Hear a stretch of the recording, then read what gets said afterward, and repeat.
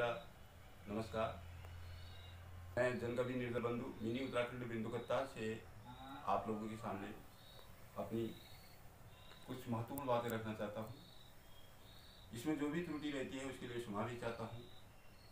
साथियों, यह वक्त का दौर है कि आज जिन परिस्थितियों और जिन वारदातों से हमारी भारत भूमि जूझ रही है वह अति चिंतनीय और गौरतलब विषय है। मैं देख रहा हूँ, जब से मुझे अपनी याद है, जब से मैंने अपने संघर्ष शुरू किए हैं, तब से हमेशा यह देखते आया हूँ। लेकिन आज की स्थिति कहीं और घातक हो चुकी है और विकराल परिस्थितियों से देश जूझ रहा है। तमाम आम जनता के ऊपर मुसीबतों का पहाड़ टूट रहा है। तो इस बीच यह हमारा भी एक कर्तव्य है कि अपने विचार हम भी रखें और अपने देशवासियों के सामने अपने विचारों से कुछ राय रखें और कुछ अपने विचारों के आधार पर कुछ चेतावनियाँ भी रखें, क्योंकि हमने यहाँ पर 4 दशक संघर्ष किए हैं। मैं जनकवि निर्दल बंधु के नाम से हमेशा प्रिंट मीडिया से जुड़ा रहा, 3 दशक तक संघर्ष किए हैं। यहाँ पर जन सरोकारों और जन संघर्षों से जुड़ा हूँ अपनी कलम की सेवा में। 7 अगस्त 1993 को मेरा प्रथम लेख देश को कुशल संचालक की आवश्यकता है शीर्षक के तहत प्रकाशित भी हुआ था। तब से मैंने मीडिया के माध्यम से अपनी विचारधारा को आगे रखा। लेकिन आज वास्तविकताएं कहीं भी आगे साकार और सक्षम नहीं हो पाती हैं, क्योंकि दल बल बाहुबलियों का अधिकार है, उनका राज है। जिसकी लाठी उसका भैंस वाली कहावत चरितार्थ है। मगर मैं देखता हूँ कि अपने 4 दशकों के संघर्ष के इस पड़ाव में कि अंधेर नगरी चौपट राजा का किस्सा आज सामने है। दोस्तों, यह बड़ी चिंता का विषय है कि आज आंदोलन पूरी चरम सीमा पर है। यह आक्रोश जनता का सड़क मैदानों में छलक रहा है, लेकिन शासन प्रशासन हमेशा अपनी दमनकारी नीतियों से बाज नहीं आ रहा है। मैं कहना चाहता हूँ कि सरकारें आई और गई, अपनी अपनी तरह से हर किसी सरकार ने अपनी अपनी मनमर्जी का ही राज किया है, इसको गुमराह किया है। और आज तक जो भी मजदूर, किसानों, आम जनता के द्वारा जो भी आंदोलन लड़े गए हैं, उनको हमेशा गुमराह किया गया है। हमारे देश का कोई भी आंदोलन अभी तक सफल नहीं हो पाया है, चाहे वो आज़ादी का आंदोलन हो, चाहे किसी भी प्रकार का कोई भी आंदोलन हमारे देश की धरती में होता है, चाहे वो किसान आंदोलन हो, चाहे वो मजदूर आंदोलन हो। और उनको आंदोलनों को हमेशा जो है गुमराह किया गया है। आज भी किसान अपना आंदोलन कर रहे हैं। आज उन्हें 3 महीने हो गए हैं। इन ठंड की रातों में उन्होंने अपना घर बार छोड़ करके सड़कों में अपना आशियाना जमाया है और सरकार से मांग कर रहे हैं कि जो कानून आपने किसी कानून बना रखे हैं, इनको वापस करो, रद्द करो। यह किसानों के लिए हितकर नहीं है। लेकिन सरकार जो करती है उसको सही समझती है, चाहे कुछ भी जनता के ऊपर से गुजर रही है, जनता कितना भी विरोध कर रही है, लेकिन सरकार उस पर जो है अपना दखल चला रही है। आज़ादी का आंदोलन, किसी भी आंदोलन की हम बात करें, आज़ादी का आंदोलन तो मुख्यतः सन 1947 में चला था, लेकिन ये किसान आंदोलन उससे भी पुराना है दोस्तों। मुग़ल काल हो, चाहे सल्तनत काल हो, उसके बाद फिर अंग्रेज़ी हुकूमत हो, और आज फिर आज़ादी के नाम का जो यहाँ पर शासन तंत्र रचा गया, मढ़ा गया, इस काल के जो आंदोलन हों, उन सभी आंदोलनों को धराशायी किया गया, गुमराह किया गया। किसान आंदोलन भी बहुत पुराना है। यह आंदोलन नवजागरण काल से ही चला आ रहा है। मुग़ल काल में वो भूमि बंदोबस्त, रैयत बाड़ी, तमाम व्यवस्थाओं के तहत किसानों पर अनेकों कर लाभ दिए गए, किसानों का जीना दुभर कर दिया गया।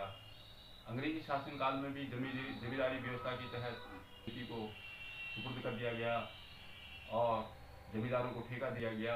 जमींदारों ने अपनी मनमानी करके इनका जीना निहाल कर दिया। इसी बीच में आज़ादी की लड़ाई के नाम से सन 1907 में पहला आंदोलन पंजाब की ही धरती से हुआ था। सन 1907 में जब पंजाब की भूमि के लिए कृषि कानून सरकार ने बनाए थे, ब्रिटिश सरकार ने, तब किसानों ने आंदोलन शुरू किया था। तो दोस्तों, उस आंदोलन में सरदार भगत सिंह के भाई अजीत सिंह और उनके पिता सरदार किशन सिंह ने भी पूरा योगदान दिया था और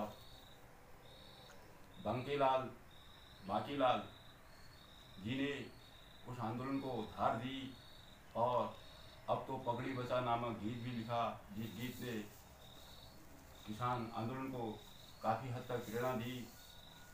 लेकिन वो आंदोलन की एक शुरुआत थी।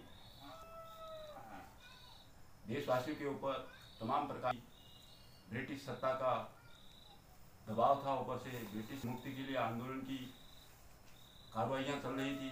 उसी समय किसान आ रहा था, लेकिन उसको दबाया गया। उसके बाद आने वाले समय में वही जमींदारी व्यवस्था बरकरार रही। अकाल महामारी के दौर पर भी किसानों से खूब लगान वसूला गया।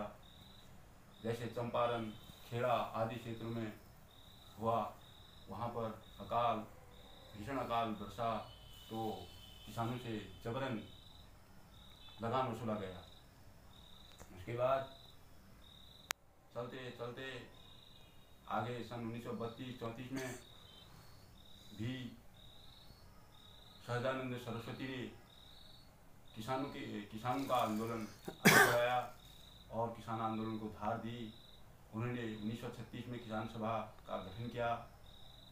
तो उसमें अच्छे हमारे नेताओं ने और जनसेवकों ने और किसानों ने, युवाओं ने, बुद्धिजीवियों ने, समाजसेवियों ने भाग लिया। उनमें जयप्रकाश नारायण जैसे लोग भी शामिल थे उस किसान आंदोलन में। तो उसमें अंग्रेज़ों की चूल हिला दी थी उस किसान आंदोलन ने। जैसे ही वो आंदोलन अपने आगे बढ़ा, कानून बने, किसानों को राहत मिली, लेकिन अचानक ही द्वितीय युद्ध होते वो आंदोलन भी फिर स्थगित हो। द्वितीय विश्व युद्ध के बाद तमाम आंदोलन फिर भी देश में, जैसे बंगाल का तेभागा किसान आंदोलन, असम का सुरमा वैली आंदोलन और तेलंगाना आंदोलन, तमाम आंदोलन हुए, लेकिन उन आंदोलनों को कभी भी सफलता नहीं मिली। हाँ, इतना अवश्य है कि किसानों के हक में कुछ न कुछ कानून बनाए गए जिसको राहत मिली। और सन 1965 में लाल बहादुर शास्त्री जैसे प्रधानमंत्री हुए, जिन्होंने किसानों का दुख दर्द जाना समझा और उनके हित में काम किए। भले ही उनकी धोती फटी थी, लेकिन उन्होंने इस देश की सेवा में अपना जीवन अर्पण किया। जो भी किया उनका काम हमेशा स्मरणीय है। उन्होंने वहाँ पर FCI का गठन किया। FCI जो महत्वपूर्ण हमारी सरकारी संस्था थी, किसानों के हित में उसका गठन किया। उसमें भंडारण की योजना की, आपातकाल के लिए अतिरिक्त भंडारण भी उसमें निर्धारित किया गया। लेकिन वह FCI भी उसी के आधार पर जो था, ये सरकारी राशन वितरण की प्रणाली शुरू की गई और किसानों को उससे काफ़ी राहत मिली। लेकिन वह चलने नहीं दिया, उसको दबा दिया गया, उसको कर्ज में डुबा दिया गया और के शासनकाल तक 90,000 करोड़ से भी अधिक कर्ज FCI को हो गया था। मनमोहन काल तक 1 लाख करोड़ में पहुंच गया था। और सन 2014 में मोदी सरकार के आने के बाद FCI का कर्ज आज 3.5 लाख करोड़ तक पहुंच चुका है।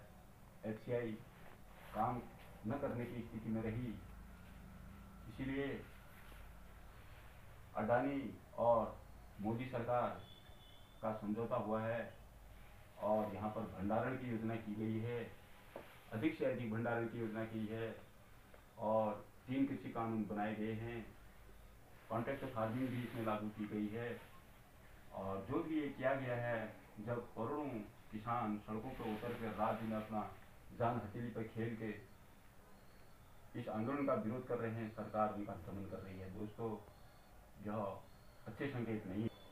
हम मानते हैं यदि जिनके लिए जो कानून बनाया जा रहा है उन्हीं के लिए वो है और वही उसका विरोध कर रहे हैं, तो सरकार ने इस पर सोचना चाहिए। फिर ऐसा है, आंदोलन तो चलता है, लेकिन आंदोलन कब मंजिल पर पहुंचेगा, आंदोलन कब सफल होगा या नहीं होगा, यह भी एक विडंबना है। क्योंकि जब जब आंदोलन चलते हैं हमारे देश में, चाहे आज़ादी का आंदोलन हो, चाहे किसान आंदोलन हो, चाहे मजदूर आंदोलन हो, चाहे समाज के तमाम बुराइयों के विरुद्ध आंदोलन हो, उन आंदोलन के बीच में कोई न कोई शरारती ताकतें घुसती हैं और उसको जो है पथभ्रष्ट करती हैं और सियासी जमीन तलाशने के लिए तमाम राजनीतिक शक्तियाँ अंदर घुसती हैं और यही नज़ारा मैं अभी भी देख रहा हूँ और आगे इसका भविष्य जो है साफ नहीं दिखाई दे रहा है। तो फिर भी हम उन किसानों को नमन करते हैं जिन्होंने महान संघर्ष के साथ आज की इन सरकारों को चेतावनी दी है और आशा करता हूँ कि सियासी खेल में बदलते हुए इस आंदोलन को मंदिर तक ले जाने की आवश्यकता है। सरकार का गुमराह करने का सवाल है। जब बिना किसी सहमति ही 1 घंटे के अंदर और संसद में कानून को पारित कर दिया गया, यह अध्यादेश लाया गया, किसी की सहमति नहीं ली गई, तो आज 3-4 महीनों से दर्जनों बार बात हो चुकी है, संवाद हो चुका है, उसके बाद भी 1.5-2 साल तक इसको स्थगित करने का जो है ऐलान किया जा रहा है। तो इतनी फजीहत में डालने की आवश्यकता ही क्या थी? यह किसानों से पूछ करके क्यों नहीं किया गया? इसका कारण यही रहा कि अडानी और तमाम देशी विदेशी कंपनियों के हवाले हमारी खेती को करने का मकसद रहा है। उनसे समझौता हुआ है और उनका समझौता आज से 4 साल पहले ही हो चुका है। उन्होंने जैसे पानीपत में नवाखाली नामक गांव में 100 एकड़ ज़मीन पर जो है अपने गोदाम बना लिए हैं। जब वो तैयार हो गए हैं, तब 2020 आते आते उनका आदेश है कि अब आप इस कानून को पारित कर दो, हमने अपने गोदाम बना लिए हैं, तुम्हारे समझौते के अनुसार हमने अपना काम पूरा कर लिया है। इसलिए मोदी जी की ये मजबूरी है कि उन्हें ये कानून लागू करना ही करना है। उनकी तो गले की हड्डी बन चुकी है, ये कानून बन चुका है कानून।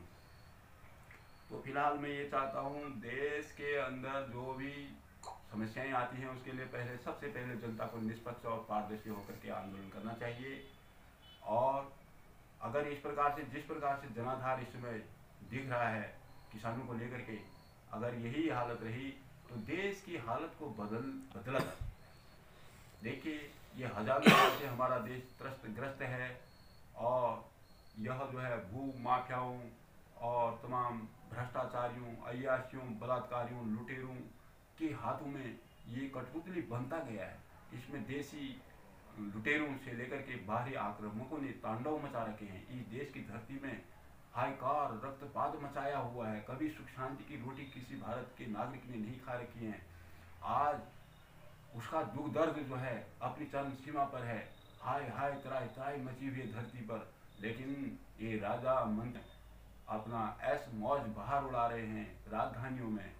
तो इसके लिए जनता को एक नया संघ बनाने के, इतना का संघर्ष संघ बनेगा। जिस तरह से सरदार पटेल ने राज्यों का एकीकरण किया था, एक संघ बनाया था, आज उसी प्रकार से भावनात्मक संघ होना बहुत अति आवश्यक है। संघर्ष चेतना संघ बनेगा और एक नई शक्ति उभर करके आई। इन 2 शक्तियों ने बारी बारी से देश को आज इस विनाश के कगार तक खड़ा कर दिया। तीसरी शक्ति इस देश में कब उत्पन्न होगी जो इस देश को नई दिशा देगी, जो इस देश को आज़ादी देगी, जो इस देश का विकास करेगी? वह सोने का भारत आज कंगालों का भारत बना के रख दिया है। दोस्तों, यह आंदोलन चलते रहेंगे, धरती हिलते रहेगी, तो उथल पुथल मचते रहेगी, लेकिन समाधान कभी किसी को कुछ नहीं मिलने वाला है। क्योंकि हमारे भारत देश की आस्था व्यवस्था, सामाजिक नीति व्यवस्था और तमाम प्रकार की कार्य प्रणालियाँ जो हैं, तमाम प्रकार की विसंगति उसमें डूबी हुई हैं। तमाम अंधविश्वासों में, आडंबरों में, पाखंडों में, जाति धर्म सत्ता के मकड़ जालों में उलझी हुई है। इसलिए यहाँ की मन भावनाएं, जन मन भावनाएं एक नहीं हो सकती हैं जब तक हमारे बीच में सामाजिक भेदभाव, आर्थिक भेद विषमता, तमाम ये चीज़ें दूर नहीं होंगी और हमारी मन भावना एक नहीं होगी और हमें एक राष्ट्रीयता का भाव नहीं होगा, तब तक हम किसी भी आंदोलन को अपनी मंजिल तक नहीं ले सकते हैं। दोस्तों, 4 दशक से यह संघर्ष का यह कलम का इसी बात के लिए चिंतित है और हमेशा इसी के लिए जन सरोकारों से जुड़ा हुआ है और मीडिया से जुड़कर लगातार आवाज़ देता रहा है और आज भी अपने इस पड़ाव, इस संघर्ष के इस पड़ाव पर आज भी अपने विचारों को एक कविता संग्रह में संकलित कर रहा है। इसने एक संग्रह तैयार किया है जिसमें करीब 500 या 600 कविताओं का एक संग्रह है। यह अपने विचारों का संग्रह है कि कैसे हम आने वाले समय को बदलेंगे, कैसे हमारा आने वाला समय खुशहाल होगा, कैसे भारत उज्जवल होगा। वह सोने की चिड़िया आज हीरे की चिड़िया कहलाती यदि हम लोग, ये भारत के सभी लोग एकजुट होकर के एक आदर्श मार्ग, एक आदर्श लोकतंत्र की रचना के लिए चल पड़े होते। तो लेकिन वे दिन कभी नहीं आए हैं। न आज़ादी मिली है और न हमारे देश में उन्नति हुई है, न विकास हुआ है। हर चीज़ हमारा जो है आज डूबता जा रहा है, चाहे वो शिक्षा हो, चाहे नीति हो, चाहे व्यवस्था हो, चाहे हमारे आहार विहार बार जो भी हैं वो सब डूबते जा रहे हैं। मानवीय गुण धर्मों का नाश होते जा रहा है। गुरुकुल प्रणाली परंपरा का सर्वनाश हो चुका है और पाश्चात्य शिक्षा ने यहाँ पर तांडव मचा दिया है। हमारा सब कुछ बर्बाद हो चुका है। इसलिए हमें नए भारत गढ़ने के लिए नए कदम उठाने होंगे और युग परिवर्तन की क्रांति उठानी होगी, तभी हम सक्सेस होंगे। और इस संबंध में मैं आगे आपसे मिलते रहूँगा, बोलते रहूँगा, लेकिन मैं यहाँ पर एक अपने संग्रह से एक कविता पढ़ रहा हूँ। इसमें जो भी त्रुटि होगी उसके लिए क्षमा चाहूँगा। दोस्तों, इसका हेडिंग है, यह संग्रह में 2 अप्रैल 2018 से शुरू किया था। इसमें कई दर्जनों प्रतियां मैंने बदल दी, संशोधित कर दी हैं, क्योंकि एक ऐतिहासिक संकेतों को लेकर के यही सिद्ध करना चाह रहा हूँ कि वास्तव में जो अतीत है और वर्तमान है यह हमारे भविष्य को कहाँ ले जा रहा है। इन्हीं ऐतिहासिक संकेतों का मैंने एक क्रमबद्ध या घटनाक्रम लिखा है। यह इतिहास, समाज और हमारे मानवीय मानवीय गुण धर्मों से संबंधित है और तमाम जन क्रांतियों और जनवादी विचारधाराओं से जुड़ा है। इसलिए उस संग्रह को तैयार करने में मुझे 3 साल लग चुके हैं और जल्दी ही आपके कर पर मेरा शोध संग्रह आने वाला है। इसमें 600 कविताओं का संग्रह है।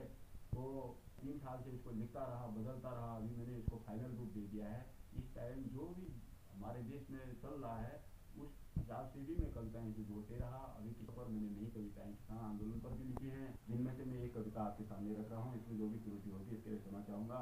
इस कविता का हेडिंग है, मजदूर किसान बचकर रहे। मजदूर किसान बचकर रहे। कौन किस परिस्थिति से गुजरकर अपने किसी पड़ाव तक चलकर आया है।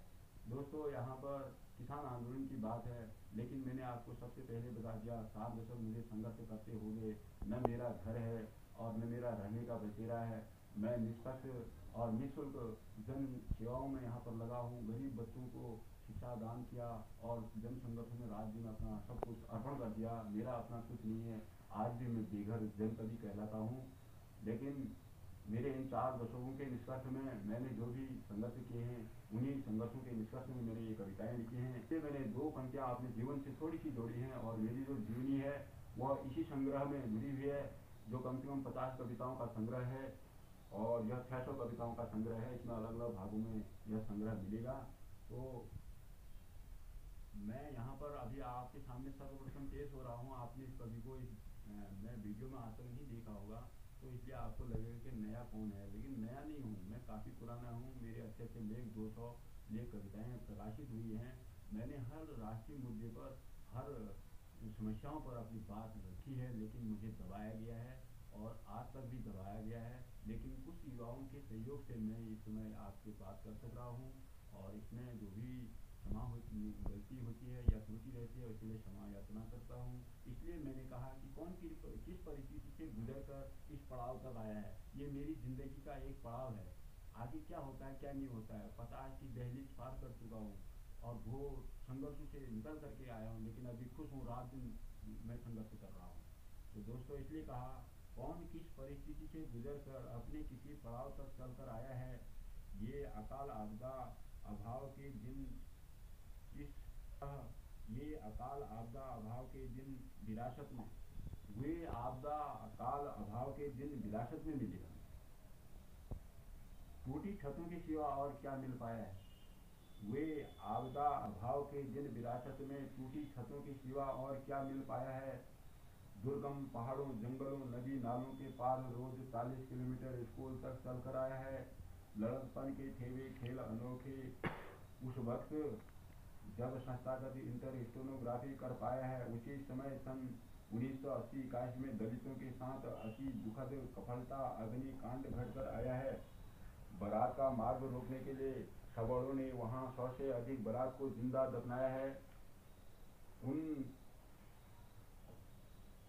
उन विषम जानलेवा परिस्थितियों में किस तरह स्कूल तक संघर्ष लड़ पाया है। हर कदम राहों पर कांटे थे, वे किसको चुभे थे, उस दर्द का अनुभव हर कोई नहीं कर पाया है। रोजगार, कारोबार और घर बार से मुक्त चेतना संवेदना भरी राह निकल आया है। 2 मार्च 1950 को सर्वप्रथम आनंद भवन में राजीव गांधी के नाम एक खत आया है। अगस्त 1987 में डॉक्टर श्याम कुमार जैसे एक राष्ट्रीय पत्रकार का अहंकार नहीं टिक पाया है। अगस्त 1993 को उत्तर उजाला में यहाँ एक प्रथम भरा खत छपकर आया है। देश को कुशल संचालक की आवश्यकता शीर्षक को कौन तहे दिल से पढ़ पाया है? आज सन 2020 तक के अंत में कभी कोई पत्रकार कलम का खत नहीं लिख पाया है। दशक जन संघर्षों को यहाँ मुख्य आटे दिए हैं, मगर कौन अंदाज कर पाया है? सन 2015 में 2 खत मोदी के नाम लिखे, अब तुम्हारे नाम यह एक और खत आया है। कुल 540 सांसदों में 498 करोड़पति हैं, किसान मजदूरों ने ही वहां तक पहुंचाया है। राज्यसभा के 229 में से 206 सदस्य करोड़पति, उन्होंने आज देश कहां तक पहुंचाया है। कुल 234 सांसदों पर आपराधिक मामले हैं, 154 सांसदों पर गंभीर मामलों का सचाया है, 19 सांसदों पर यौन उत्पीड़न के मामले हैं, 3 बलात्कारियों को भी ताज लगवाया है। इन सब का मुखिया दामोदर दास नरेंद्र मोदी भारत भूमि को आज लूट ऐशगाह बनवाया है। अरबी राष्ट्रीय संपत्ति को आज देशी विदेशी पूंजीपतियों के हाथ लुटवाया है। नोटबंदी से लेकर कोरोना के नाम पर खुद देश लूटा और आज आदमी को तड़पाया है। 80 करोड़ मजदूर किसानों मेहनत कशों को थल दल बल से गुलाम रख पाया है। भूकंप आंधी तूफान से लड़ कर किसान कठोरतम चट्टानों से भी लड़ पाया है। ऊसर बंजर धरातल पर हल खींच दिन रात हर संभव कसरत कर पाया है। किन जुल्म सितम्बों से गुजर कर वह अपना और देशवासी का पेट भर पाया है। उसकी उम्मीदों का यह धंसता हुआ मंजर देख 2 जून का निवाला उसी के लिए नहीं बच पाया है। उसकी खेती बाड़ी को भी नरेंद्र मोदी ने अब कई अड्डानियों के हाथ गिरवी रखवाया है। क्या करेंगे किसान भी घर में रहकर? अब जनपथों में अपार सैलाब उमड़ आया है। महीनों कड़कड़ाती ठंड में किसानों पर वह जुल्म सितम की हाल गुजर आया है। राज्यसभा में गुलाम नबी आजाद की विदाई क्यों मोदी की आंखों में पानी टपक आया है। अश्रु गोले, पानी की बौछार, लाठी चार्ज, देशद्रोह के मुकदमे जेल तक भी पहुंचाया है। बवाल मचाने के लिए छेड़ा गया किसानों को वर्दीधारियों के हाथ पथराव भी कराया है। सिंधु बॉर्डर से ऐसी ही वीडियो दिखाने पर मनदीप पुनिया को शीघ्र जेल करवाया है।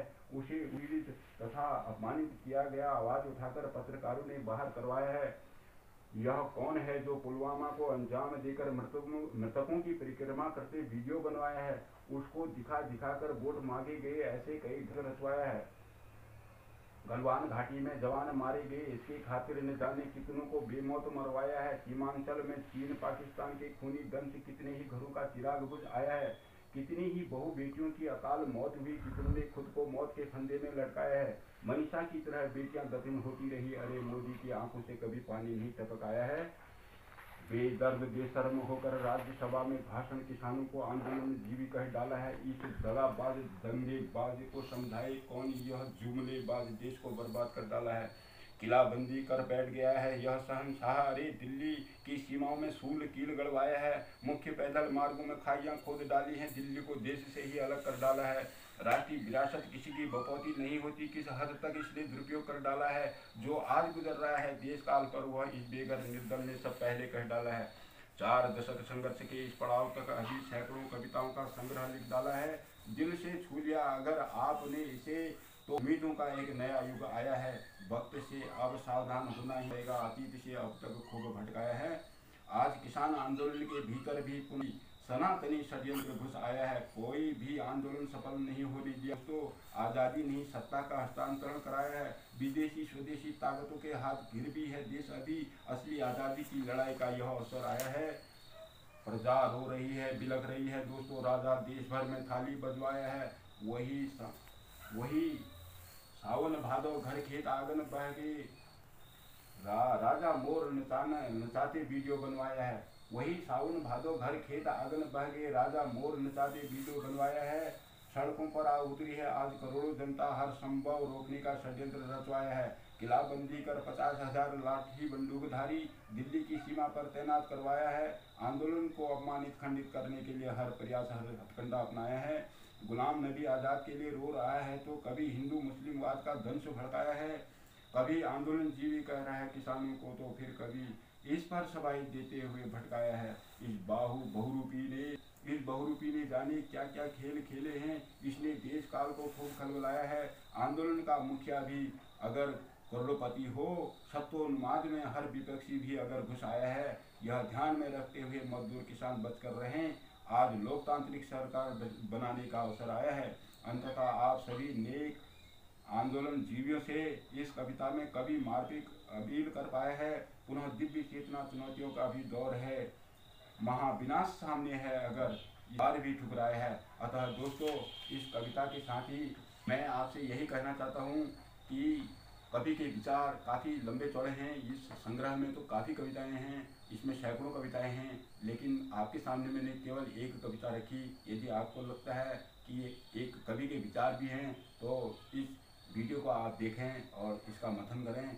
हम दोबारा आपके सामने फिर आएंगे और नई कविता फिर रखेंगे।